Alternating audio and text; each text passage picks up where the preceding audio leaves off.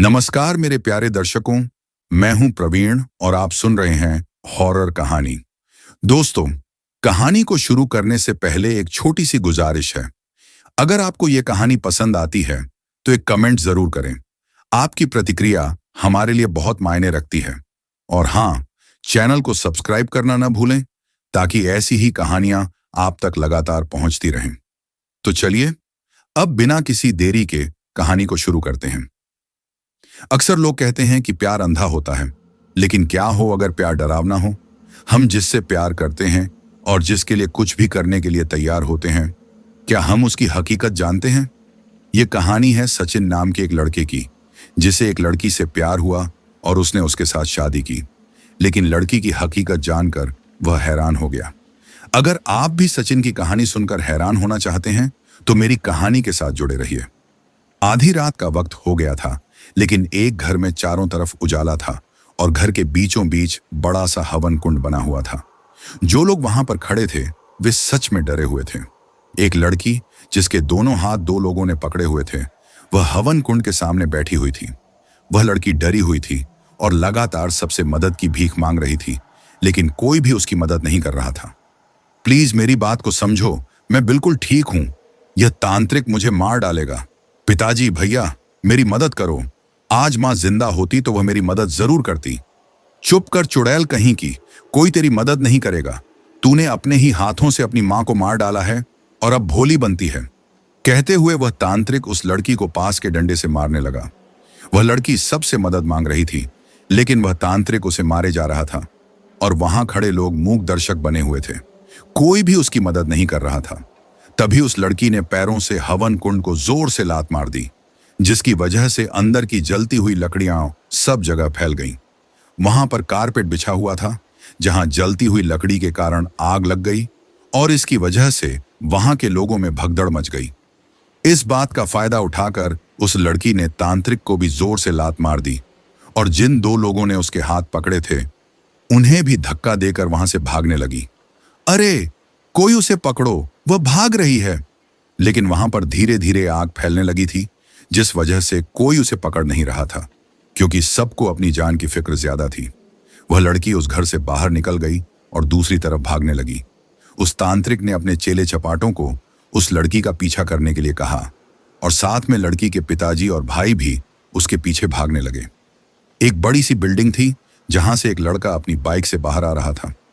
वह बड़ी सी बिल्डिंग एक आईटी कंपनी थी, जहां पर वह लड़का, जिसका नाम सचिन था, काम करता था। ओवर टाइम के कारण घर जाने में देर हो गई थी, जिस वजह से वह तेजी से अपनी बाइक भगा रहा था। तभी उसने देखा कि दूर एक लड़की भाग रही थी और उसके पीछे कुछ लोग अपने हाथ में डंडे लेकर भाग रहे थे। शहर के बीचों बीच यह सब कुछ हो रहा था और वहां पर उस लड़की की मदद करने वाला कोई भी मौजूद नहीं था।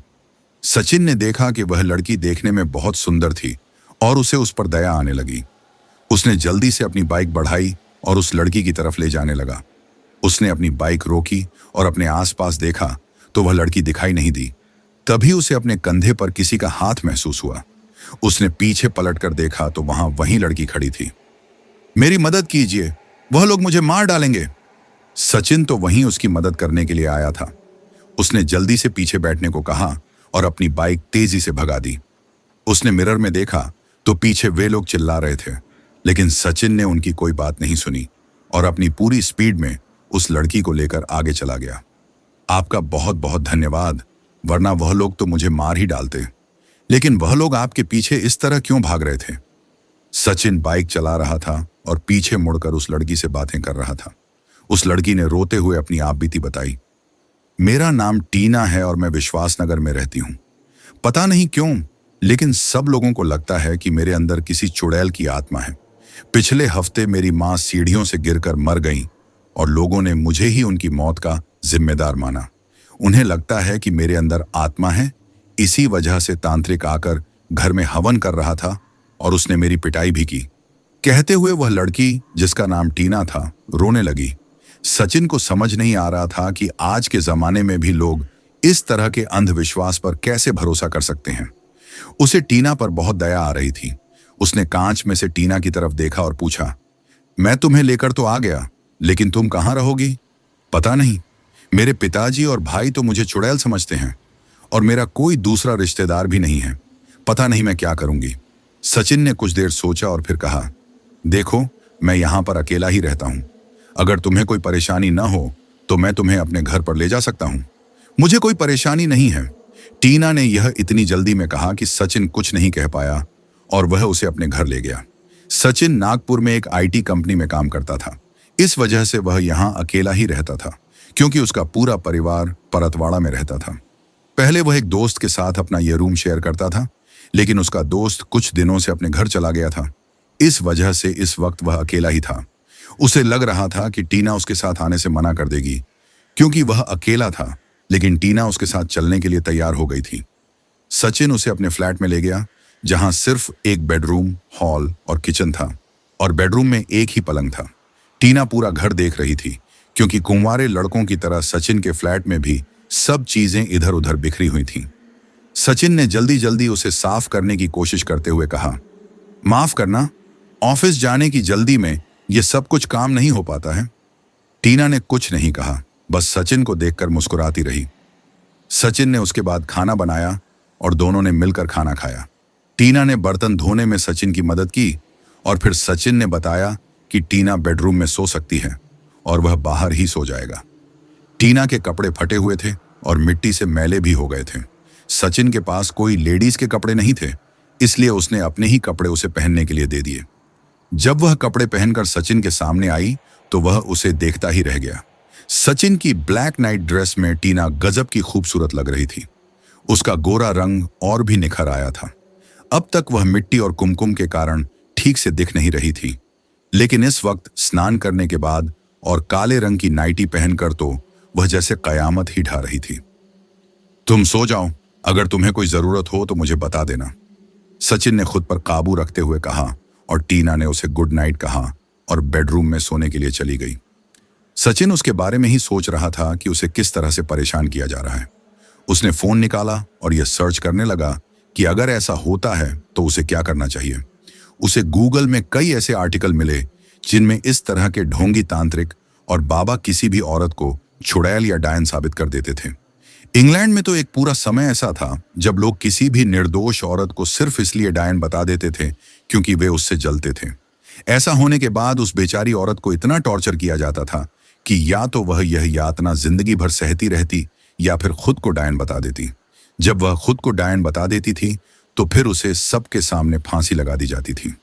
पता नहीं लोगों में इतनी अंधश्रद्धा आखिर कैसे हो सकती है। सचिन फोन में कुछ ऐसे वीडियो भी देख रहा था जिनमें इस तरह के ढोंगी तांत्रिक बेचारी लड़कियों को कभी डंडे से तो कभी भारी चमड़े के बेल्ट से मारते थे। ये सब देखकर उसे बहुत बुरा लग रहा था कि तभी उसे किसी के रोने की आवाज आई। पहले तो उसने यह सोचकर अनदेखा कर दिया कि यह आवाज फोन से आ रही है, लेकिन जब वीडियो खत्म हो गया तब भी वह आवाज आ रही थी। पहले सचिन को लगा कि शायद टीना रो रही होगी, इसलिए उसने आवाज दी, टीना, क्या तुम रो रही हो? जब उसे कोई जवाब नहीं मिला तब सचिन अपनी जगह से उठा और बेडरूम की तरफ जाने लगा। इससे पहले कि वह बेडरूम के पास पहुंच पाता, उसे आवाज किचन की तरफ से आई। आवाज सुनकर वह किचन की तरफ गया, लेकिन किचन में कोई नहीं था, पर आवाज अभी भी वहीं से आ रही थी। ऐसा लग रहा था जैसे कोई उसके एकदम नजदीक से रो रहा हो, लेकिन उसके आसपास कोई भी नहीं था। तभी उसे अपने कंधे पर कुछ महसूस हुआ, ऐसा जैसे कोई चीज उसके कंधे पर टपकी हो, जैसे पानी या कुछ और। उसने अपने कंधे की तरफ देखा तो वहां लाल बूंद गिरी हुई थी। इससे पहले कि वह कुछ और सोच पाता, उसे दूसरी बूंद अपने कंधे पर गिरती हुई दिखी। वह लाल बूंद छत से उसके कंधे पर गिर रही थी। उसने उसे हाथ लगाया तो वह गर्म खून था। तभी उसने महसूस किया कि यह आवाज उसके ऊपर से आ रही है, बिल्कुल उसके सर के ऊपर से। इन सब से सचिन इतना डर गया था कि उसकी हिम्मत नहीं हो रही थी कि वह ऊपर देखे। वह वहां से भाग जाना चाहता था, लेकिन उसके पैर अपनी जगह से हिलने का नाम नहीं ले रहे थे। हिम्मत करके जब उसने ऊपर देखा तो एक औरत पालथी मारकर बैठी हुई थी और वह रो रही थी। सबसे डरावनी बात यह थी कि वह छत से चिपकी हुई थी और उसका सर बिल्कुल सचिन के ऊपर ही था। सचिन यह देखकर बहुत ज्यादा डर गया कि तभी उस लड़की ने अपना सर ऊपर किया, यानी उसने सचिन की तरफ देखा। जब उसका चेहरा सचिन के सामने आया तब उसे पता चला कि वह रो रही थी और उसके आंसू नहीं निकल रहे थे, बल्कि आंसुओं की जगह खून निकल रहा था, और वही खून उसके कपड़े पर गिरा था। अंधेरा होने की वजह से वह उसका चेहरा ठीक से नहीं देख पाया, लेकिन उसकी लाल आंखें साफ दिखाई दे रही थीं। कुछ देर तक दोनों एक दूसरे की तरफ देखते रहे और अचानक उसने सचिन के ऊपर छलांग लगा दी। नहीं, नहीं, नहीं! सचिन उठकर बैठ गया। उसने देखा तो वह सोफे पर ही लेटा हुआ था। यह सिर्फ उसका एक डरावना सपना था। सचिन का दिल इतनी जोर से धड़क रहा था कि उसकी आवाज वह बिना छुए ही सुन पा रहा था। उसने एक लंबी सांस ली और खुद को समझाया कि यह एक सपना ही था और कुछ भी नहीं। अभी उसने अपने दिल को समझाया ही था कि उसकी नजर उसके कंधे पर गई, जहां लाल रंग के 2 निशान वह साफ देख पा रहा था। उसके कंधे पर वही खून के निशान थे, लेकिन यह कैसे हो सकता था? वह तो सिर्फ एक सपना था। चाय! अचानक आई आवाज से सचिन के मुंह से चीख निकल गई। सॉरी, सॉरी, मैं तुम्हें डराना नहीं चाहती थी, मैं तो चाय लेकर आई थी। सचिन ने सामने देखा तो टीना अपने हाथ में 2 चाय के कप लेकर खड़ी थी, एक उसके लिए और एक अपने लिए। सचिन ने देखा तो वह हैरान रह गया, क्योंकि टीना नहा कर आई थी और उसके बालों से अभी भी पानी टपक रहा था। उसके पास कपड़े नहीं थे, इसलिए उसने सचिन की ही लंबी शर्ट पहनी हुई थी, जहां से उसकी सफेद और पतली टांगे साफ दिखाई दे रही थीं। मुझे नहीं पता था कि तुम चाय पीते हो या कॉफी, लेकिन मुझे कहीं कॉफी दिखी नहीं, इसलिए मैंने चाय बना ली। वैसे तुम ब्रश करके चाय पीते हो या फिर बेड टी लेना पसंद करते हो? कहते हुए टीना ने चाय का कप सचिन के हाथ में दिया और खुद भी सोफे पर बैठकर चाय पीने लगी।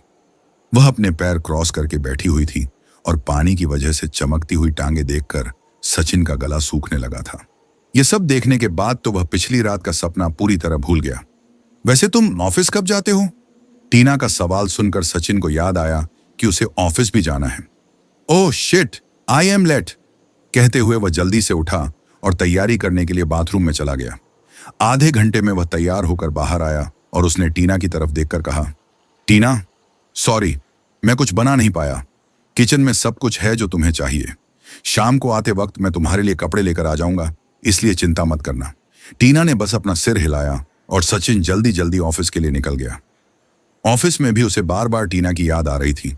उसका मन कर रहा था कि वह उससे बात करे, लेकिन उसके पास लैंडलाइन नहीं था और ना ही टीना के पास कोई फोन था।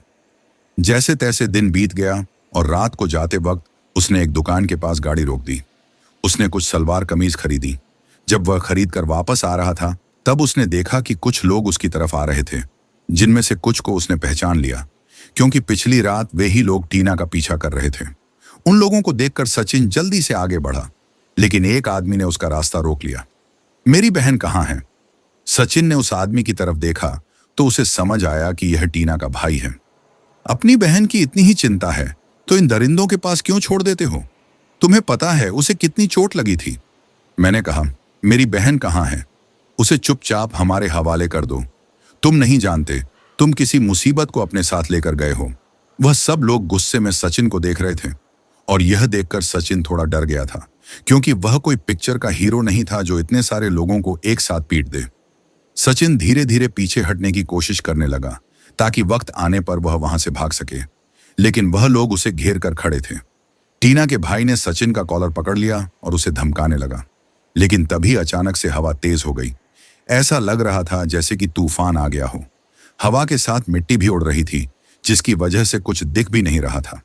तभी सचिन को महसूस हुआ कि किसी ने उसका हाथ पकड़ा है और वह उसे खींच कर ले जा रहा है। सचिन उसे छुड़ाने की कोशिश कर रहा था, लेकिन उसका हाथ छूट नहीं रहा था। हवा इतनी तेज थी कि सचिन बोल भी नहीं पा रहा था, लेकिन वह उसके साथ खींचा चला जाने लगा। तभी अचानक हवा एकदम से बंद हो गई और सब कुछ पहले की तरह शांत हो गया।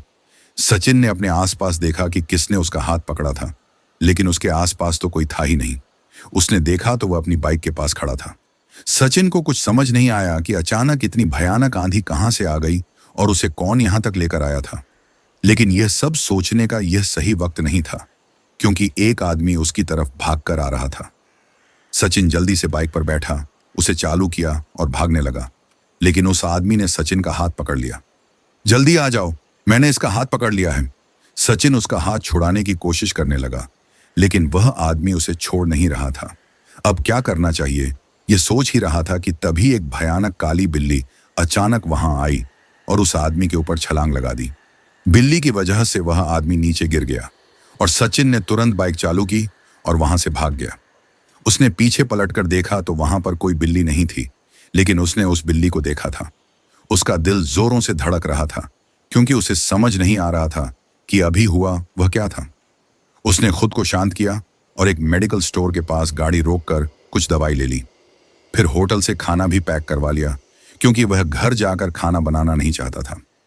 घर पहुंचकर उसने देखा कि आज घर एकदम साफ सुथरा था। टीना ने पूरे घर की सफाई करके रखी थी। उसने अभी भी वही शर्ट पहनी हुई थी जिसमें उसकी सफेद टांगें चांदी की तरह चमक रही थीं।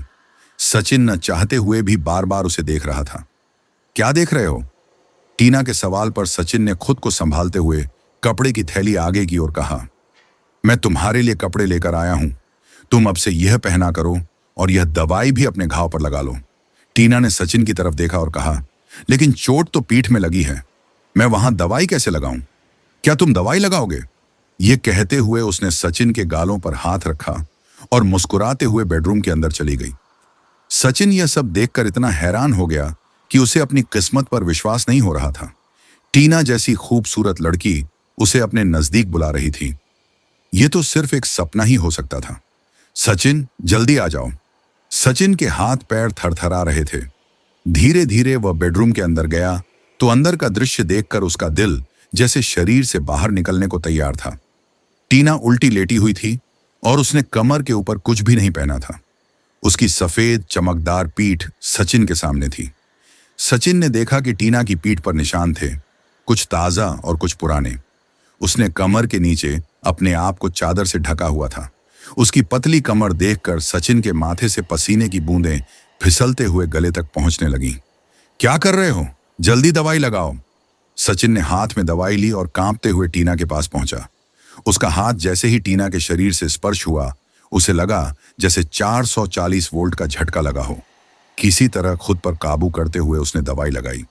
कोई इतना खूबसूरत कैसे हो सकता है? टीना का शरीर पिघलते हुए मक्खन जैसा था। टीना का शरीर कांप रहा था और साथ में सचिन का भी वही हाल था। सचिन का दिमाग पूरी तरह से ब्लैंक हो गया था। वह क्या कर रहा है उसे समझ नहीं आ रहा था। उसका शरीर किसी रोबोट की तरह काम कर रहा था। तभी अचानक टीना पलट गई और उसका संगमरमर जैसा बदन सचिन के सामने था। सचिन की सांसें तेज हो गईं।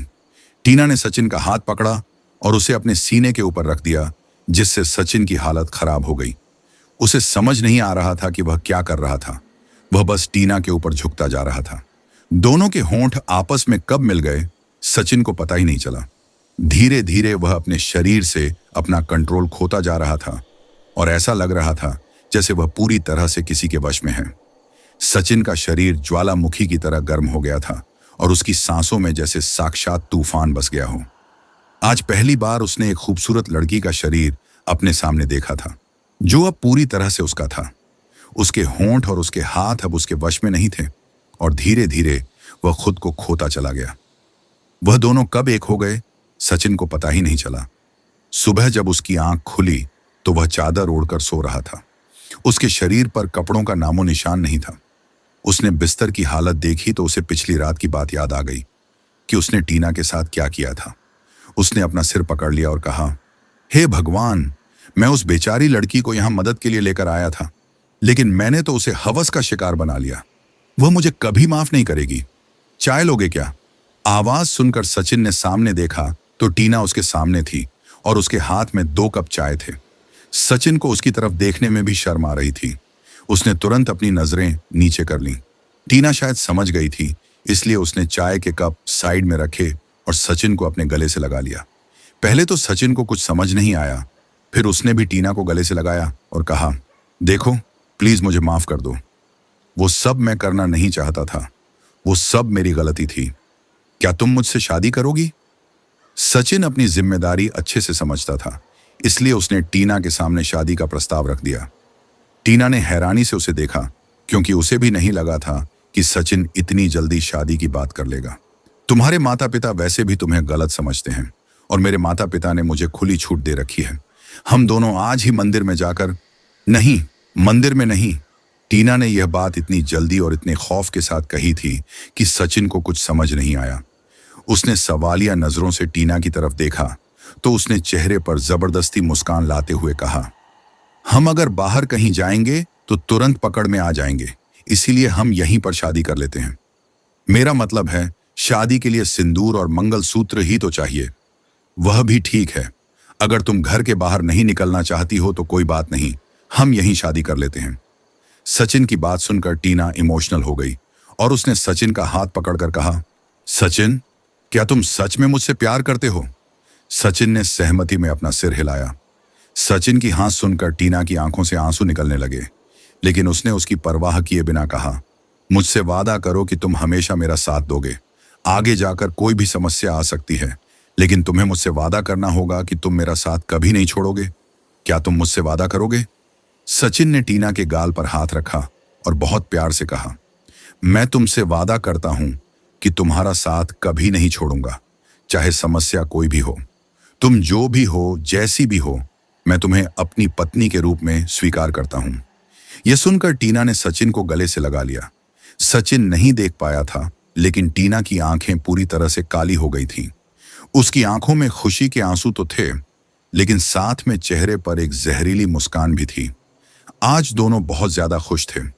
टीना ने सचिन द्वारा लाई हुई नई सलवार कमीज पहनी हुई थी और सचिन भी तैयार होकर खड़ा था। दोनों घर के बाहर नहीं निकल सकते थे, इसलिए सचिन बाजार से मंगलसूत्र और सिंदूर लेकर आया था। तभी सचिन का फोन बजा। उसने देखा तो कॉल उसके रूममेट और दोस्त प्रकाश का था। तू घर पर है? मुझे तो लगा था कि तू ऑफिस चला गया है। चल कोई बात नहीं, मैं घर ही आ रहा हूं। प्रकाश की बात सुनकर सचिन ने खुश होते हुए टीना की तरफ देखकर कहा, तू बहुत सही समय पर आ रहा है। घर आ, मैं तुझे एक सरप्राइज देता हूं। मैं बस 1 घंटे में पहुंचता हूं। फोन रखने के बाद सचिन ने बताया कि प्रकाश उसका दोस्त और रूममेट है। दोनों इस फ्लैट में रहते हैं और आधा आधा किराया शेयर करते हैं। सचिन, अब टाइम वेस्ट मत करो, जल्दी से मुझे ये मंगलसूत्र पहना दो और ये सिंदूर लगाओ, मुझे अपनी अर्धांगिनी बना लो। सचिन उसकी बातों पर मुस्कुरा दिया, क्योंकि टीना कुछ ज्यादा ही उतावली हो रही थी।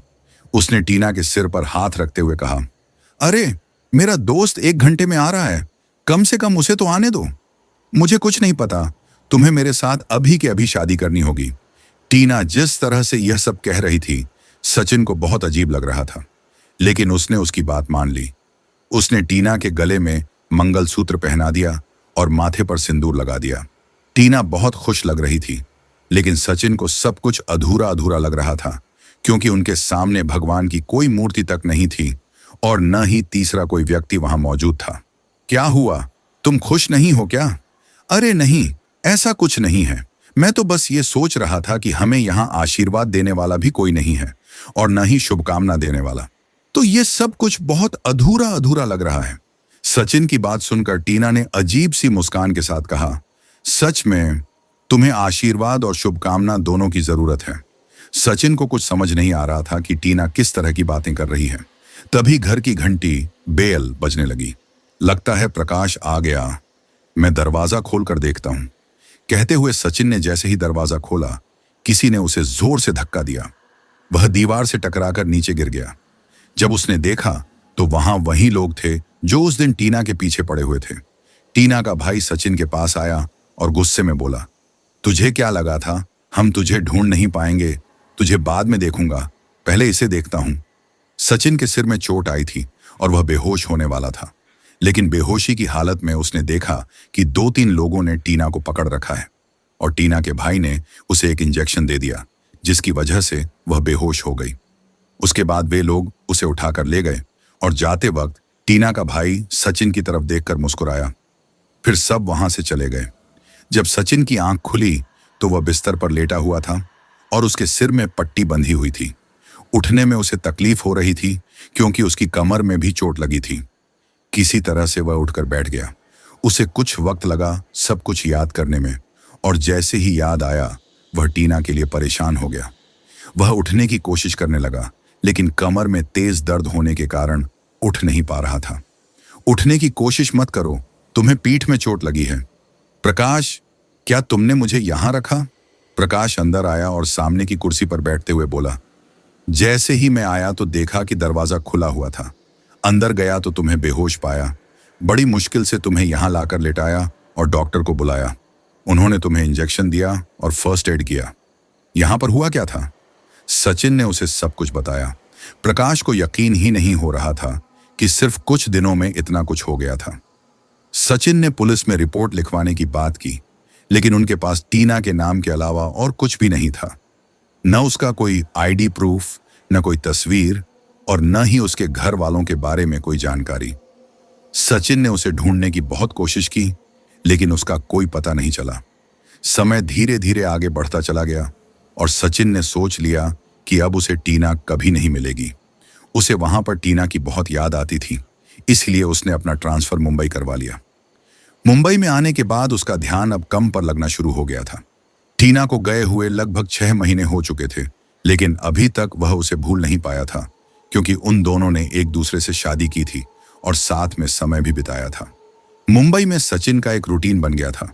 वह सुबह जल्दी उठकर ऑफिस के लिए लोकल ट्रेन से जाता था और दिन भर ऑफिस में काम करने के बाद रात को वापस उसी लोकल ट्रेन से घर लौट आता था। उसने अपनी शादी की बात माता पिता को भी नहीं बताई थी। एक बार अचानक उसकी नजर एक लड़की पर गई तो वह हैरान रह गया, क्योंकि वह टीना थी। उस वक्त वह लोकल ट्रेन में बैठा हुआ था और टीना रेलवे स्टेशन पर थी। उसने चलती ट्रेन से टीना को आवाज लगाई, लेकिन उसने सुना ही नहीं। ट्रेन आगे बढ़ गई और वह कुछ नहीं कर पाया। दूसरे दिन वह उसी ट्रेन के स्टेशन पर उतर गया और आसपास टीना का इंतजार करने लगा। करीब 2-3 घंटे इंतजार करने के बाद भी उसे टीना नहीं मिली, इसलिए वह निराश होकर घर लौट गया। अब वह हर रोज उसी स्टेशन पर उतर जाता था और कुछ देर टीना का इंतजार करता था, लेकिन कई दिनों तक इंतजार करने के बाद भी उसे टीना नहीं मिली। एक दिन अचानक उसने देखा कि टीना एक आदमी के साथ कहीं जा रही थी और यह उसके पास आखिरी मौका था। वह भागकर टीना के पीछे गया और उसका हाथ पकड़ लिया। टीना, तुम कहां चली गई थी? मैंने तुम्हें कितना ढूंढा। टीना और उसके साथ वाले आदमी ने सचिन को गुस्से में देखा। उस आदमी ने सचिन का हाथ छुड़ाते हुए कहा, ओ मिस्टर, शर्म नहीं आती ऐसे किसी लड़की का हाथ पकड़ते हुए? मैं किसी और का नहीं, अपनी पत्नी का हाथ पकड़ा है। यह टीना है मेरी पत्नी और मैं इसका पति हूं। सचिन की बात सुनकर टीना ने उसके गाल पर जोर से थप्पड़ मार दिया। सचिन हैरान रह गया कि टीना ऐसा क्यों कर रही है। टीना ने गुस्से में कहा, सबसे पहली बात, मेरा नाम टीना नहीं है, मेरा नाम ईशानी है। और हमारी शादी कब हुई थी? ये मेरा मंगेतर है और हम दोनों की शादी बहुत जल्द होने वाली है। खबरदार अगर मुझे बदनाम करने की कोशिश की तो। इतना कहकर टीना गुस्से में वहां से चली गई। सचिन को विश्वास ही नहीं हो रहा था कि टीना उसके साथ ऐसा करेगी। उसने देखा कि टीना उस आदमी के साथ स्टेशन से बाहर जा रही थी, तो वह भी उनके पीछे गया। उसने टीना को मनाने की बहुत कोशिश की, लेकिन वह मानने के लिए तैयार नहीं थी। वह खुद को टीना भी नहीं मान रही थी। तभी वहां एक कार आई और उसमें से एक लड़का निकला। सचिन ने उसे पहचान लिया। वह टीना का भाई था। सचिन ने उसका हाथ पकड़ लिया और याद दिलाते हुए कहा, तुम्हें तो याद है ना, तुमने 6 महीने पहले मुझे बेहोश कर दिया था और टीना को अपने साथ लेकर चले गए थे। मुझे लगता है तुम लोगों ने इसके साथ कुछ किया है, इसलिए इसे कुछ भी याद नहीं है। इसे तो यह तक याद नहीं कि हम दोनों ने शादी की थी। सच सच बताओ, तुम लोगों ने क्या किया था इसके साथ? सचिन की बात सुनकर वह लड़का चुप हो गया। उसने टीना की तरफ देखा और कहा, तुम दोनों जाओ, मैं इससे बात करता हूं। उसकी बात सुनकर टीना और उसका मंगेतर वहां से चले गए।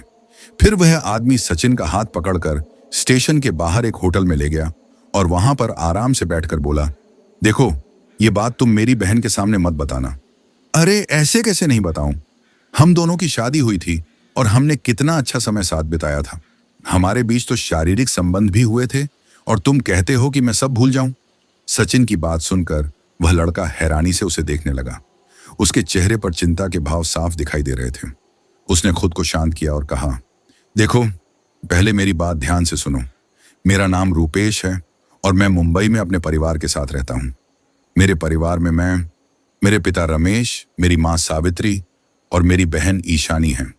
सचिन यह सुनकर चौंक गया।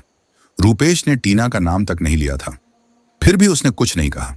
रूपेश ने आगे बताया, यह बात आज से करीब 1 साल पहले की है, जब मैं और मेरा पूरा परिवार पुणे के पास एक छोटे से गांव वर्धा में गए थे। वर्धा में हमारा पूरा परिवार रहता था और मेरे दादा के छोटे भाई की मौत हो गई थी, इसलिए हम लोग वहां गए थे। ईशानी को वर्धा गांव बहुत पसंद था, क्योंकि मुंबई में रहते हुए वह ऐसा खुला वातावरण नहीं देख पाती थी जहां चारों तरफ हरियाली और नदी हो। वह अपनी कजिन सोनाक्षी के साथ गांव में घूम रही थी। घूमते घूमते वह नदी के दूसरे किनारे पर चली गई जहां पर लोग अक्सर जाने से मना करते थे। ईशानी, तुझे पता है ना कि वहां जाना मना है, फिर क्यों जा रही है? सोनाक्षी ने उसे रोकते हुए कहा। अरे यार, बचपन से सुनती आ रही हूं कि वहां नहीं जाना है, लेकिन क्यों नहीं जाना है यह कभी किसी ने नहीं बताया। आज से 2 साल पहले वहां पर एक लड़की ने आत्महत्या कर ली थी। तब से उसकी आत्मा वहां भटकती है। लोगों को तो यह तक पता नहीं कि वह लड़की कौन थी और इस वजह से उसका अंतिम संस्कार भी नहीं हुआ। गांव के लोग वहां किसी को जाने से मना करते हैं।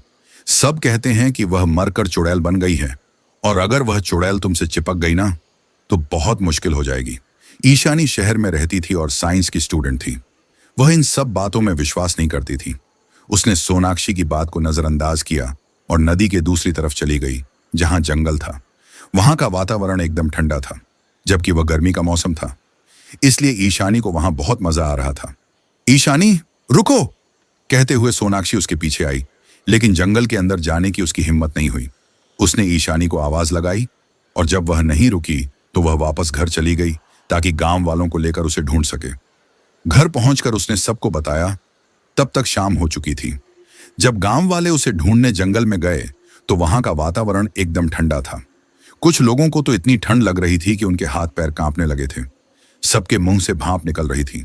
आसपास जंगली जानवरों की आवाजें आ रही थीं, जिससे जंगल और भी डरावना लग रहा था। वह वहां कौन है?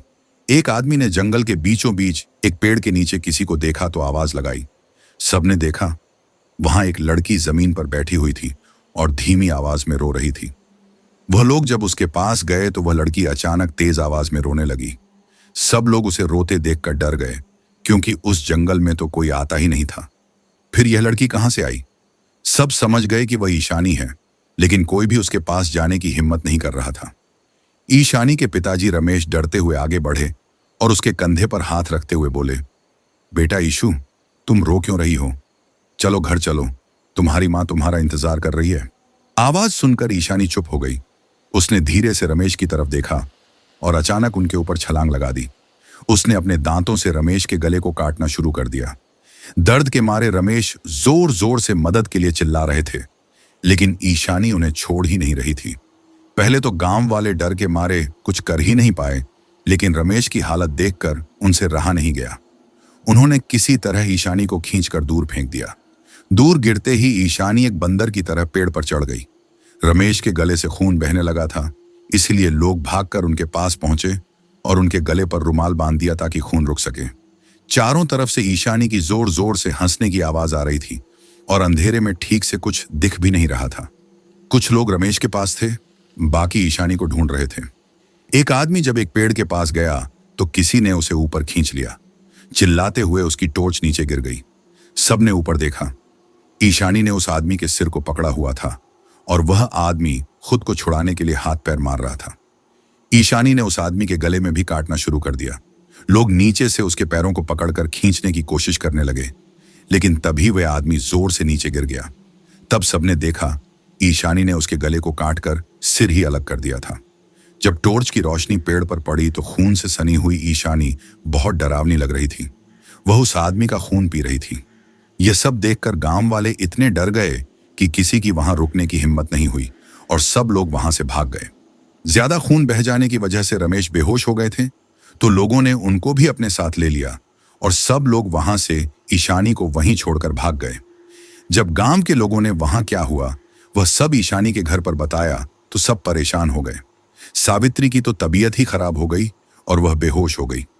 गांव के लोगों ने यह सुझाव दिया कि दूसरे दिन गांव के पुजारी जी को वहां लेकर जाया जाए और सबने वैसे ही किया। दूसरे दिन सब लोग दिन के समय गए तो जंगल रात से सामान्य लग रहा था, लेकिन फिर भी गांव के लोग बहुत ज्यादा डरे हुए थे। खासकर जब लोगों ने गांव के उस आदमी की आधी खाई हुई डेड बॉडी देखी तो लोगों की हालत खराब हो गई। गांव के पुजारी जी ने हनुमान चालीसा का पाठ चालू रखा था। इस वजह से लोग कम डर रहे थे, लेकिन फिर भी डर तो लग ही रहा था। जब वे लोग उस जगह पर गए जहां पर आखिरी बार ईशानी को देखा गया था, तो वहां पर ईशानी नीचे जमीन में बेहोश थी। उसके कपड़े खून से लाल हो गए थे, उसके मुंह पर भी खून लगा हुआ था और उसके हाथ में एक खोपड़ी थी जो शायद उस आदमी की थी जो रात को मरा था। ईशानी को वहां से उठाकर घर लाया गया। वह बेहोश रही। दिन भर उसने अपनी आंख तक नहीं खोली। जैसे ही अंधेरा हुआ, ईशानी ने अपनी आंखें खोलीं और वह जोर जोर से कहने लगी, मुझे भूख लगी है, क्या कोई मुझे खाने के लिए देगा? घर में सब लोग परेशान होकर चुपचाप बैठे हुए थे। कोई भी अंदर जाने की हिम्मत नहीं कर रहा था। सावित्री खाना देने के लिए जाना तो चाहती थीं, लेकिन घर के लोगों ने उन्हें रोक रखा था। वे अपनी बेटी को इस हालत में नहीं देख सकते थे।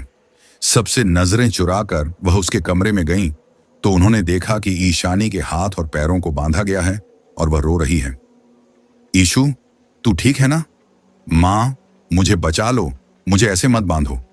अपनी प्यारी सी बेटी को इस तरह रोता हुआ देखकर सावित्री रह नहीं सकी और उन्होंने ईशानी के हाथ और पैर खोल दिए। उन्होंने ईशानी को गले से लगा लिया और कहा, तू चिंता मत कर बेटा, सब ठीक हो जाएगा। तभी सावित्री को अपनी पीठ में कुछ चुभन महसूस हुई। उन्होंने धीरे से पीछे देखा तो वे हैरान रह गईं, क्योंकि उनकी बेटी ईशानी का हाथ खाल और बालों से भरा हुआ था और उसके नाखून लंबे और तेज हो गए थे। उसने एक नाखून सावित्री की पीठ में चुभा दिया था। माँ, भूख लगी है, क्या मैं तुम्हें खा सकती हूं? ईशानी ने भयानक आवाज में कहा और यह सुनकर सावित्री की हालत खराब हो गई। सावित्री ने किसी तरह ईशानी को धक्का दिया और वहां से भागने लगी। ईशानी ऊपर सेकंड फ्लोर पर थी। इस वजह से नीचे भागते हुए अचानक ईशानी उनके सामने आ गई। ईशानी को सामने देखकर सावित्री हैरान रह गई, क्योंकि वह तो कमरे में बैठी हुई थी, फिर अचानक अपने सामने कहां से आ गई। इससे पहले कि सावित्री खुद को संभाल पाती, ईशानी ने उन्हें पकड़कर नीचे धक्का दे दिया। उसने अपनी मां को इस तरह धक्का दिया कि उनका सिर नीचे जमीन पर आया और उसके ऊपर पूरा शरीर गिर गया, जिससे उनकी गर्दन की हड्डी टूट गई और वहीं उनकी मौत हो गई। उनकी आखिरी चीख सुनकर जब सब लोग वहां जमा हो गए तो उन्होंने देखा कि ईशानी जोर जोर से हंस रही थी। पंडित जी ने उसे शांत करने की बहुत कोशिश की, लेकिन ईशानी शांत नहीं हो रही थी। आखिरकार पंडित जी ने हर मंडली और एक तांत्रिक के बारे में बताया और सब लोग ईशानी को किसी तरह लेकर पुणे गए, जहां पर वह तांत्रिक रहता था। पुणे में ईशानी के अंकल रहते थे, जिनके घर में उस तांत्रिक को बुलाया गया। तांत्रिक को देखकर ईशानी डर गई और जब उसे बहुत टॉर्चर किया गया तब जाकर उसने अपने बारे में बताया, मेरा नाम टीना है और मैं नागपुर की रहने वाली हूं। अगर तू नागपुर की है तो तू वहां पर क्यों गई थी? आसपास का माहौल बहुत भयानक हो रहा था, क्योंकि चारों तरफ हवन कुंड का धुआं उड़ रहा था, जिससे पूरे घर में एक अजीब सी खुशबू फैली हुई थी। ईशानी का भाई रुपेश और उसके पिताजी रमेश के साथ गांव के कुछ लोग भी मौजूद थे, जो डरकर ईशानी की पूरी बात सुन रहे थे। मैं नागपुर के कॉलेज में पढ़ती थी और वर्धा में प्रोजेक्ट के लिए गई थी। मेरे साथ वहां गलत हुआ था, लेकिन मैं किसी और को पसंद करती थी। उन लोगों ने मेरा बलात्कार किया और वहीं पर छोड़कर चले गए और यह सब मैं बर्दाश्त नहीं कर पाई, इसलिए मैंने अपने आप को मार डाला। अगर तेरे साथ गलत हुआ तो तू किसी और को कैसे मार सकती है? चुपचाप इसका शरीर छोड़ दे। ईशानी के शरीर में रहने वाली टीना ने ईशानी की आवाज में सबसे मदद मांगने की कोशिश की, लेकिन सब उसकी हकीकत जान चुके थे, इसलिए किसी ने उसकी मदद नहीं की। तभी उसने खुद को छुड़ाने के लिए हवन कुंड को लात मारी और सब जगह आग फैलने लगी। उसका फायदा उठाकर वह वहां से भाग गई। जब वह वहां से भागी तब लोगों ने उसे पकड़ने की कोशिश की, लेकिन उसी समय वहां पर सचिन आ गया और वह उसे अपने साथ बचाकर ले गया। जब ईशानी हाथ नहीं आई तब तांत्रिक ने बताया कि उसको ढूंढना जरूरी है, वरना अनर्थ हो जाएगा और वह ईशानी के शरीर को कभी नहीं छोड़ेगी। सब लोग उसे ढूंढने में लग गए थे। तब कुछ लोगों ने सचिन को एक दुकान के बाहर देखा। जब वह लोग सचिन को पकड़ने के लिए गए तब अचानक वहां पर ईशानी आ गई और उसने वहां पर तूफान ला दिया और सचिन को बचाकर लेकर चली गई। उस समय सब ने सचिन को यह बताने की बहुत कोशिश की कि वह चुड़ैल को अपने साथ लेकर जा रहा है, लेकिन उसने किसी की बात सुनी ही नहीं। सबको ईशानी सचिन के पीछे बैठी हुई दिख रही थी, पर शायद सचिन देख नहीं पा रहा था। रूपेश ने वह नंबर नोट कर लिया था और उसी की मदद से वह सचिन के घर पहुंच गया। तांत्रिक ने उनको एक धागा दिया था जिससे टीना शांत हो जाती, और ईशानी को बेहोश करने के लिए रूपेश ने इंजेक्शन भी लिया था जो बेहोशी का था। ईशानी को लेकर वापस आए, जहां पर तांत्रिक ने टीना की आत्मा को एक काले रंग की गुड़िया में बंद कर दिया और ईशानी आजाद हो गई। जब ईशानी उस आत्मा से आजाद हुई तब उसे कुछ भी याद नहीं था कि उसके साथ क्या हुआ था। उसे सिर्फ इतना याद था कि जब वह जंगल गई थी तब उसे एक लड़की मिली थी जो बहुत रो रही थी और उसने सिर्फ उसके कंधे पर हाथ रखा था। फिर उसे कुछ भी याद नहीं था। रूपेश के मुंह से ये सारी बातें सुनकर सचिन के पैरों के नीचे से जमीन खिसक गई। उसने एक चुड़ैल के साथ शारीरिक संबंध बनाया और उसके साथ शादी भी की। देखो, मैं समझता हूं कि तुम क्या महसूस कर रहे हो, लेकिन जो सच है वह यही है। अब उसकी आत्मा कैद हो गई है, इसलिए तुम्हें चिंता करने की कोई जरूरत नहीं है। तुम अब सुरक्षित हो। देखो, ईशानी को जो कुछ भी हुआ वह कुछ भी याद नहीं है और हमने उसे कुछ बताया भी नहीं है और न ही उसके मंगेतर को इसके बारे में पता है। इसीलिए उसे यह कभी मत बताना कि तुम दोनों के बीच कोई रिश्ता भी बना था। तुमने जिसके साथ संबंध बनाया वह एक चुड़ैल थी, ना कि मेरी बहन।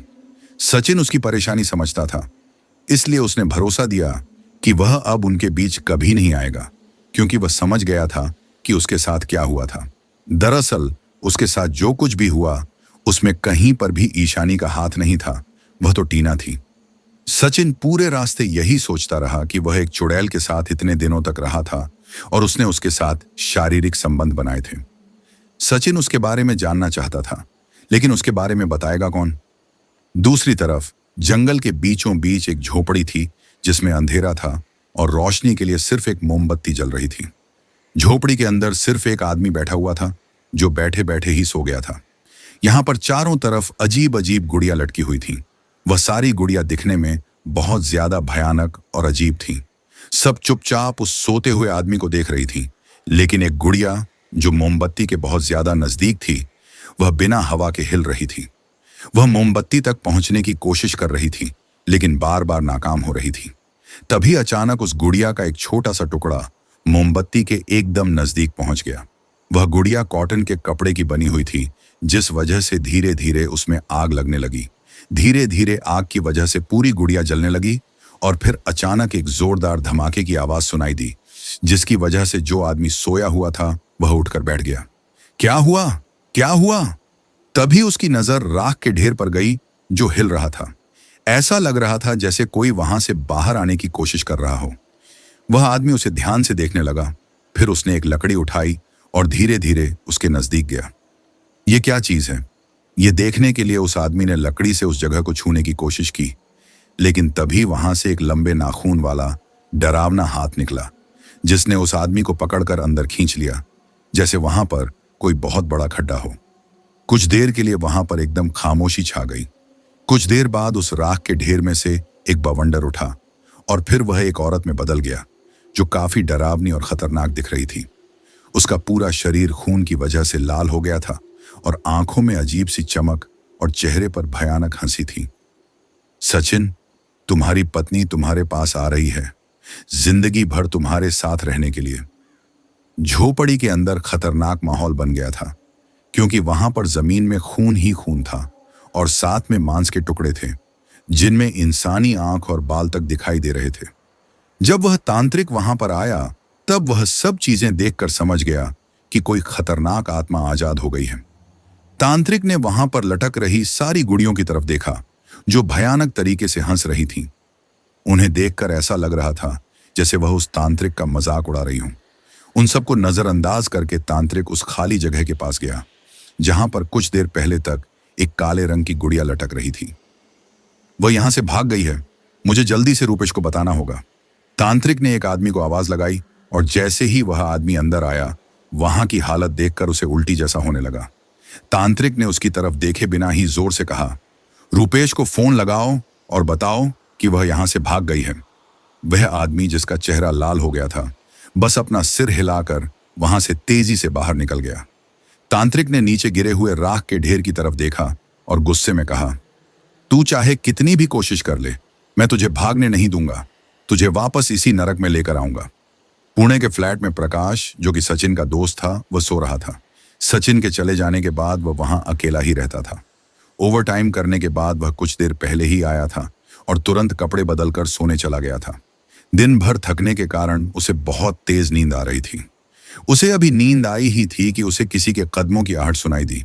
कोई धीरे धीरे लेकिन भारी कदमों के साथ उसके बेडरूम की तरफ आ रहा था।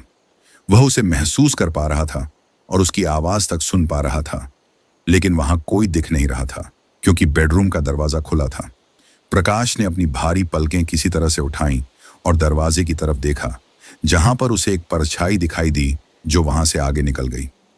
ये देखकर प्रकाश की आंखें पूरी तरह से खुल गईं और उसने उठने की कोशिश की, लेकिन उसका शरीर हिल तक नहीं रहा था।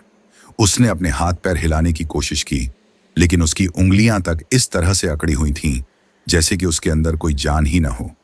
ये क्या हो रहा है? कौन है वहां पर?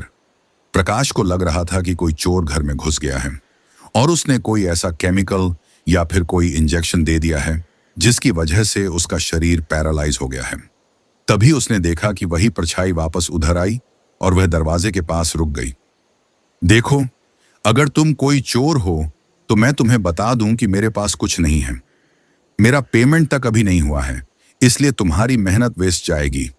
उससे अच्छा है कि यहां से चले जाओ और कहीं और ट्राई करो। लेकिन वह परछाई हिलने का नाम नहीं ले रही थी और अब तो वह धीरे धीरे प्रकाश की तरफ आ रही थी। जिस तरह से वह आ रही थी, प्रकाश को डर लगने लगा था, क्योंकि वह उसकी तरफ बढ़ तो रही थी लेकिन उसके पैर हिल नहीं रहे थे। उसने धीरे से नीचे देखा तो वह हैरान रह गया, क्योंकि वह परछाई जमीन से करीब आधा फीट ऊपर थी। एक तरह से वह हवा में तैर रही थी। कौन हो तुम? मेरे पति कहाँ हैं? आवाज बहुत ज्यादा डरावनी थी, लेकिन उसमें दर्द भी महसूस हो रहा था। देखो, तुम जो कोई भी हो, लेकिन यहां पर किसी का पति नहीं रहता है। यहां पर सिर्फ मैं रहता हूं और मैं बता दूं कि अभी तक मैंने शादी नहीं की है। सचिन कहाँ है? सचिन का नाम सुनकर प्रकाश बहुत ज्यादा हैरान हो गया, क्योंकि सचिन को यहां से गए हुए लगभग 6 महीने हो गए थे और उसने तो अभी तक शादी नहीं की थी। फिर यह उसे अपना पति क्यों कह रही थी? क्या तुम सचिन की पत्नी हो? लेकिन वह तो तभी उसे याद आया कि सचिन ने 6 महीने पहले जब वह यहां से गया था तब उसने टीना के बारे में सब कुछ बताया था। लेकिन वह तो कोई इंसान थी और यह कहीं से भी इंसान नहीं लग रही थी। क्या तुम टीना हो? प्रकाश ने देखा कि उस परछाई ने अपना सिर हाँ में हिलाया। अब यह पक्का हो गया था कि यह वही लड़की थी जिसके साथ सचिन ने शादी की थी। लेकिन सचिन एक भूतनी के साथ शादी क्यों करेगा? बताना, सचिन कहाँ है, नहीं तो मैं तुम्हें मार डालूंगी। कहते हुए उसने अपना हाथ प्रकाश की तरफ बढ़ाया। उसके हाथों के नाखून देखकर ही प्रकाश की आंखों के सामने अंधेरा छाने लगा और वह बेहोश होने लगा। वह बेहोश होने ही वाला था कि उसे जोरदार थप्पड़ की आवाज आई, जिसकी वजह से उसकी आंखें खुल गईं। जब उसे अपने गाल पर दर्द महसूस हुआ तो उसे पता चला कि वह थप्पड़ उसी को पड़ा था। आउच! बताने वाला था, थप्पड़ मारने की क्या जरूरत थी? ऊपर से मैं गाल को हाथ तक नहीं लगा सकता। सचिन कहाँ है? थप्पड़ इतनी जोर से पड़ा था कि प्रकाश के मुंह से हल्का सा खून निकलने लगा था और शायद उसका एक दांत भी कमजोर हो गया था। दर्द के मारे प्रकाश की आंखों से आंसू निकलने लगे थे और वह उसे पहुंच भी नहीं सकता था। उसने लगभग रोते हुए कहा, वह मुंबई चला गया है, उसे वहां पर कुछ काम मिल गया है, लेकिन मेरे पास उसका एड्रेस नहीं है। वह सब कुछ मैं देख लूंगी। कहते हुए वह परछाई वहां से उल्टी फिर वापस चली गई। उसके जाने के बाद प्रकाश अपने हाथ पैर पहले की तरह हिला पा रहा था। उसने अपने गाल पर हाथ रखा तो उसे और दर्द महसूस हुआ। उसने दर्द में कराहते हुए कहा, सचिन, यह सब कुछ तेरी वजह से हुआ है। तुझे एक भूतनी, प्रेतनी, पिशाचिनी के साथ शादी करने की क्या जरूरत थी?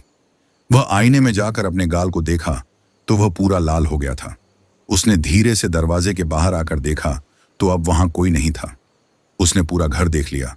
फिर उसने एक राहत की सांस ली, क्योंकि अब वहां कोई भी नहीं था और सब कुछ पहले की तरह था। मुझे सचिन को फोन करके सब कुछ बता देना चाहिए। सारी सच्चाई जानने के बाद प्रकाश की तबीयत खराब हो गई थी और वह 2 दिन से ऑफिस भी नहीं गया था। वह इस वक्त सोने की कोशिश कर रहा था, लेकिन उसे नींद नहीं आ रही थी। वह वहां पर अकेला ही रहता था और बार बार घड़ी के कांटे की आवाज से उसका डर बढ़ता जा रहा था। वहां डरने जैसा कुछ नहीं था, क्योंकि वह पिछले 5 महीने से वहीं पर रह रहा था। लेकिन पता नहीं क्यों आज अंदर से उसे अजीब सा महसूस हो रहा था। वह इधर उधर पलट रहा था, पर नींद आने का नाम नहीं ले रही थी कि तभी उसका फोन वाइब्रेट करने लगा। सोते समय उसने अपना फोन साइलेंट में कर रखा था ताकि उसकी नींद खराब ना हो, लेकिन आज तो निद्रा रानी उससे पहले ही गुस्सा हो गई थी। उसने देखा तो प्रकाश का फोन था।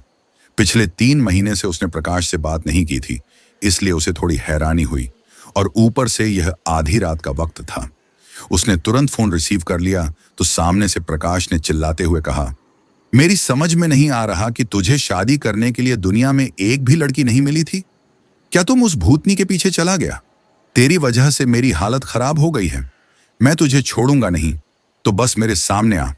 सचिन पहले ही बहुत परेशान था और ऊपर से आज उसके अंदर अजीब सा डर बना हुआ था और ऊपर से प्रकाश उसके ऊपर ऐसे चिल्ला रहा था। पहले तो उसका मन हुआ कि वह फोन ही बंद कर दे, लेकिन फिर किसी तरह खुद पर काबू करते हुए उसने कहा, आधी रात को क्या तू मेरे ऊपर चिल्लाने के लिए फोन किया है? चुप, बताना है तो बताओ और सो जा, मुझे भी सोने दे। तुझे तो मैं बिल्कुल सोने नहीं देने वाला। तेरे कारण मेरी हालत खराब हो गई। तेरी वह भूतनी वाइफ आई थी और मुझसे पूछ रही थी कि तू कहाँ है। तू तो लकी था कि मुझे पता ही नहीं था कि तू सच में कहाँ है, वरना मैं उसे तेरे पास भेज देता। ये बात सुनकर सचिन के अंदर जो अभी तक थोड़ा सा डर था वह उसके पूरे शरीर में फैल गया और उसके रोंगटे खड़े हो गए। उसे लगा कि उसका शरीर अंदर से भी ज्यादा बड़बड़ाहट कर रहा है। क्या मतलब तेरा? मैं कुछ समझ नहीं पा रहा। अरे टीना आई थी और उसने मुझे थप्पड़ भी मारा। वह तेरे बारे में पूछ रही थी। मैंने सिर्फ इतना कहा है कि तुम मुंबई में हो। मेरे पास तेरा एड्रेस तो था नहीं, तो यह सब मैं नहीं बता पाया। सचिन को प्रकाश पर गुस्सा आया कि उसने यह क्यों बताया कि वह मुंबई में है। वह झूठ भी तो बोल सकता था। वैसे भी झूठ बोलने में तो उसने पीएचडी कर रखी है। थोड़ा सा और बोल लेता तो क्या जाता। सचिन ने प्रकाश को वे सारी बातें बताईं जो रुपेश ने उसे बताई थीं। सारी बातें सुनने के बाद प्रकाश पूरा पसीने से भीग गया था। उसे तो लग रहा था कि यह कोई मामूली सी भूतनी या कोई आत्मा होगी, पर यह तो भयानक चुड़ैल थी जिसे पता नहीं कितने लोगों को मारकर खा लिया था। प्रकाश का गला सूख गया था और उसकी हिम्मत नहीं हो रही थी कि वह पानी पीने के लिए बाहर जाए। क्या पता कमरे के बाहर निकलते ही उसका सामना फिर से टीना से हो जाए। जब सचिन को प्रकाश की तरफ से कोई जवाब नहीं मिला तो उसने कहा, देख, अगर फिर से वह वहां पर आ गई तो मैं कल ही यह घर खाली कर रहा हूं, इसलिए उसका यहां आने का कोई सवाल ही नहीं बनता। और अगर वह आ गई इन्हें तो मैं सच कहता हूं, मैं उसे तेरा फोन नंबर दे दूंगा। कई दोस्तों ने समझाया था कि इस गड्ढे के साथ दोस्ती मत कर, मुझे बात मान लेनी चाहिए थी। कहते हुए प्रकाश ने फोन बंद कर दिया। सचिन यह सोचकर परेशान हो गया कि टीना वहां से मुक्त कैसे हुई। सचिन ने तुरंत रुपेश को फोन लगाया क्योंकि रुपेश ने उसे अपना नंबर दिया था। टेंशन के मारे वह कमरे में इधर उधर टहल रहा था और भगवान से प्रार्थना कर रहा था कि रुपेश जल्दी से फोन रिसीव करें। हेलो, कौन बोल रहा है? रुपेश, मैं सचिन बोल रहा हूं। टीना वापस आ गई है। सचिन ने तुरंत मुद्दे की बात बताई, जिस वजह से रुपेश, जो आधी नींद में था, उठकर बैठ गया। उसे ईशानी की चिंता होने लगी। कहीं टीना ने वापस उसके शरीर पर कब्जा कर लिया तो क्या होगा। सचिन ने उसे सारी बातें बताईं, जिसे सुनने के बाद रुपेश ने तुरंत तांत्रिक से कांटेक्ट किया। आजकल के मॉडर्न जमाने में तांत्रिक के पास भी मोबाइल फोन था, जिससे वह अपने क्लाइंट यानी अपने भक्त से कांटेक्ट कर सके। उसने तांत्रिक को बताया कि क्या हुआ, जिसके जवाब में तांत्रिक ने बताया कि वह उसकी एक शिष्य को मारकर वहां से भाग गई है।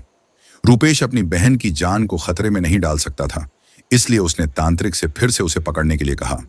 लेकिन परेशानी यह थी कि कोई नहीं जानता था कि वह टीना कहां होगी। तांत्रिक ने कुछ सोचते हुए कहा, हम एक काम कर सकते हैं, अगर हम उसे लड़के को चारा बनाएं तो शायद वह पकड़ में आ सकती है। रुपेश को कुछ समझ नहीं आ रहा था, इसलिए अब तांत्रिक ने उसे ठीक से समझाते हुए कहा। वह चुड़ैल उसे लड़के को ढूंढते हुए उसके पुराने घर में गई थी, जहां पर वह पहले रहता था। लेकिन अब उसे यह नहीं पता है कि वह लड़का कहाँ है। उसने उसे लड़की के साथ शादी की थी, इसलिए वह उसे अपना पति समझती है और मुझे पूरा भरोसा है कि वह उसे ढूंढने के लिए कुछ भी करेगी। वह तो हम पहले ही जानते हैं, लेकिन आप क्या कहना चाहते हैं वह समझ में नहीं आया। रुपेश को अभी भी कुछ समझ नहीं आ रहा था, इसलिए तांत्रिक ने ठीक से समझाते हुए कहा, अगर हमने ये बात फैला दी कि सचिन यहीं रहता है और अगर यह बात चुड़ैल को पता चल गई तो मुझे पूरा भरोसा है कि वह सचिन के पास जरूर ही आएगी और अगर वह यहां आती है तो हम उसे आराम से पकड़ सकते हैं। इस बार वह यहां से नहीं भाग पाएगी, इसका भरोसा मैं तुम्हें देता हूं। रुपेश को तांत्रिक की बात सही तो लगी, लेकिन इसके लिए सचिन का राजी होना भी जरूरी था, इसलिए उसने सचिन से बात करने के बारे में कहा। अगर तुमने उसे लड़के सचिन से पूछा तो वह सीधे मना कर देगा, इसलिए उसको कुछ बताने की जरूरत नहीं है। तुम्हें बस सोशल मीडिया में और सब जगह सचिन के बारे में बताना है और यह बताना है कि वह यहाँ पर रहता है। मुझे पूरा भरोसा है कि एक बार अगर उसे पता चल गया तो वह सचिन के पास जरूर आएगी और उसे समय पर हम उसे कैद कर सकते हैं। रूपेश को यह तरीका अच्छा तो नहीं लगा था, लेकिन तांत्रिक की बात भी समझ में आ रही थी। यदि सचिन मानता है तो ठीक है, लेकिन यदि नहीं माना तो चुड़ैल को पकड़ना लगभग नामुमकिन होगा। और ऐसे में अगर उसने फिर से ईशानी को काबू में कर लिया तो, जैसा कि उस तांत्रिक ने कहा था, रूपेश ने हर जगह सोशल मीडिया में और बाकी सब जगह पर सचिन का एड्रेस सबके सामने जाहिर कर दिया। उसने एक न्यूज़पेपर में भी ऐड डाला कि सचिन नाम के इस लड़के को शादी के लिए लड़की की जरूरत है, और नीचे बड़े बड़े अक्षरों में वहां का एड्रेस भी दे दिया। उतना ही नहीं, उसने तो सचिन के ऑफिस के बारे में भी सब कुछ बता दिया। सचिन को इसके बारे में कुछ भी पता नहीं था। वह अगले दिन सामान्य तरीके से ऑफिस गया। उसे इस बात का डर तो था कि टीना उसे ढूंढ सकती थी, पर इस बात से उसे यह खुशी थी कि टीना को उसके बारे में ज्यादा कुछ भी पता नहीं था। वह हमेशा की तरह ऑफिस चला गया, जहां काम के चक्कर में उसे कुछ भी याद नहीं रहा। उसने कुछ दिन से छुट्टी ले रखी थी, इसलिए आज उसे ओवरटाइम करना था। धीरे धीरे सब लोग ऑफिस छोड़कर घर चले गए थे और अब सिर्फ अकेला सचिन ही बचा था, जो कंप्यूटर पर काम कर रहा था। लगातार कंप्यूटर में देखने के कारण उसके सिर में दर्द होने लगा, इसलिए वह कॉफी बनाने के लिए कैंटीन में चला गया। कैंटीन वहां से 2 फ्लोर नीचे थी और इसी वजह से वह लिफ्ट की राह देख रहा था। जैसे ही लिफ्ट का दरवाजा खुला, उसने देखा कि लिफ्ट के अंदर एक खूबसूरत लड़की खड़ी थी। उसने शर्ट और जीन्स पहन रखी थी और उसके ऊपर उसने स्टॉल गले में लपेटा हुआ था। उसने मुस्कुराते हुए सचिन की ओर देखा और फिर वापस अपने फोन में देखने लगी। सचिन ने एक छोटी सी स्माइल दी और लिफ्ट के अंदर आ गया। वह आगे खड़ा था और वह लड़की पीछे खड़ी थी। सचिन को अपनी पीठ के पीछे गर्म सांस महसूस हुई। ऐसा लग रहा था जैसे कोई उसके एकदम पीछे खड़ा होकर उसे देख रहा हो। सचिन ने पीछे पलटकर देखा तो वह लड़की चुपचाप अपने फोन में देख रही थी। उसने इसे अपनी मां का वहम माना और चुपचाप लिफ्ट रुकने का इंतजार करने लगा। तभी उसे फिर से अपने पीछे कुछ महसूस हुआ। उसने जब नीचे की तरफ देखा तो उसे अपनी पीठ के पास किसी का हाथ महसूस हुआ, जिसमें लंबे लंबे नाखून थे। यह देखकर डर के मारे उसके मुंह से चीख निकल गई और उसने तुरंत पीछे पलटकर देखा तो वहां पर सिर्फ वह लड़की खड़ी थी, जो उसे ऐसे देख रही थी जैसे उसके सामने कोई पागल खड़ा हो। सॉरी, वो मैं जरा, उसने बात अधूरी छोड़ दी क्योंकि तब तक लिफ्ट का दरवाजा खुल गया था और वह तुरंत बाहर निकल गया। इस समय वहां पर वही लोग मौजूद थे जिनका ओवरटाइम था, इसलिए वहां बहुत कम लोग थे। उसने गर्म कॉफी अपने कप में ली और टेबल पर जाकर पीने लगा। तभी वही लिफ्ट वाली लड़की उसके सामने आकर बैठ गई। सॉरी, आपका बटुआ वहां गिर गया था। सचिन ने देखा तो उसके पेट पर पर्स नहीं था। उसने अपना बटुआ लिया और उस लड़की से बात करने लगा। सचिन ने उसे अपने बारे में बताया। फिर लड़की ने कहा, मेरा नाम नंदिनी है और मैं आपके ऊपर वाले फ्लोर में काम करती हूँ। ओवरटाइम आज फर्स्ट टाइम आया है ना? सिर में बहुत दर्द हो रहा है, सोचा कॉफी पी लेती हूँ, इसलिए आई थी। वैसे आपको चाय ज्यादा पसंद है ना? यह सवाल सुनकर सचिन को बहुत अजीब लगा, क्योंकि नंदिनी को कैसे पता कि उसे चाय ज्यादा पसंद है। वह तो आज नींद आ रही थी इसलिए कॉफी ली थी, वरना हमेशा चाय ही लेता था। सचिन ने उसे सवालिया नजरों से देखा तो नंदिनी ने हंसते हुए कहा, आप जिस तरह से मुंह बनाकर कॉफी पी रहे हैं ना, यह देखकर मैंने अंदाजा लगाया। सचिन ने स्माइल की और दोनों के बीच बातचीत का दौर शुरू हो गया। कुछ देर बाद सचिन वापस अपने ऑफिस में चला गया और वह लड़की नंदिनी ऊपर जाने की बजाय बिल्डिंग के बाहर जाने लगी। जाने मन, कभी हमारे साथ भी कॉफी पी लिया करो। नंदिनी जा रही थी कि किसी ने पीछे से कमेंट किया। नंदिनी ने पलट कर देखा और वहां खड़े एक मॉडर्न टाइप लड़के को इशारे से अपने पास बुलाया। उस लड़के को लगा कि नंदिनी उसे लाइन दे रही है, इसीलिए वह मुस्कुराते हुए नंदिनी के पास जाने लगा। नंदिनी आगे आगे जा रही थी और वह लड़का उसके पीछे पीछे बिल्डिंग के पीछे वाले एरिया में चला गया, जो पार्किंग एरिया था। इस समय वहां कोई नहीं था। वह लड़का नंदिनी के पीछे वहां तक आया तो उसने देखा कि नंदिनी एक पिलर के पास खड़ी थी, जहां अंधेरा था। वह यह देखकर खुश हो गया कि नंदिनी खुद उसके साथ गुटरगू करने के लिए तैयार है।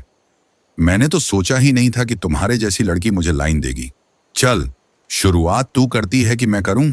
मुझे लगता है मैं ही कर देता हूं। कहते हुए उसने नंदिनी का स्टॉल खींच लिया और उसे दूर फेंक दिया। वह नंदिनी के फिगर को देख रहा था, जो काफी आकर्षक था। उसके सुडौल शरीर को देखकर ही उसके मुंह में पानी आने लगा। उसे लग रहा था कि आज तो उसकी चांदी हो गई है। उसने नंदिनी की कमर में हाथ रखा और उसे अपनी तरफ मोड़ लिया। जैसे ही नंदिनी ने उसकी तरफ देखा, तो धीरे धीरे उसका रूप बदलने लगा। गोरी और खूबसूरत दिखने वाली नंदिनी अब एक डरावनी चुड़ैल बन गई थी। मुझे सिर्फ मेरा पति हाथ लगा सकता है। तेरी हिम्मत कैसे हुई मेरे बारे में कुछ भी सोचने की? नंदिनी का यह रूप देखकर वह लड़का डर के मारे पीछे गिर गया और वहां से उठकर भागने लगा। वह करीब 20 मंजिला इमारत थी और इस वजह से पार्किंग एरिया बहुत बड़ा था। उसे वहां से भागने के लिए लंबा रास्ता तय करना था। तभी उसने देखा कि नंदिनी उसका पीछा कर रही है, लेकिन जमीन पर नहीं, ऊपर छत पर। यह देखकर उस लड़के की हालत और भी खराब हो गई और वह तेजी से बाहर की तरफ भागने लगा। लेकिन तभी उसका पैर किसी चीज से टकरा गया और वह नीचे गिर गया। इससे पहले कि वह उठ पाता, नंदिनी उसके पीठ पर आकर बैठ गई और उसका सिर कसकर पकड़ते हुए बोली, तेरी हिम्मत कैसे हुई मुझे छूने की? अब जल्दी से मेरा पेट भर दे, बहुत भूख लगी है। वह लड़का जोर से चिल्लाना चाहता था, लेकिन इससे पहले ही नंदिनी ने उसकी जुबान मुट्ठी में पकड़ ली और एक ही झटके में बाहर खींच ली। कुछ ही देर में वह जगह नरक से भी ज्यादा भयानक दिखने लगी। चारों तरफ खून और मांस के टुकड़े फैले हुए थे और नंदिनी आराम से वहां से निकलकर चली गई। तो दोस्तों, नंदिनी का यह डरावना रूप देखकर एक सवाल जरूर उठता है, क्या वो सच में इंसान थी या किसी अधूरी आत्मा का साया? सचिन के पीछे उसका असली मकसद क्या था? प्यार या बदला? इन सब रहस्यों का पर्दाफाश होगा अगले भाग में। लेकिन संभल कर रहिएगा, क्योंकि अगली कहानी सिर्फ डराएगी नहीं, आपकी रातों की नींद भी उड़ा देगी।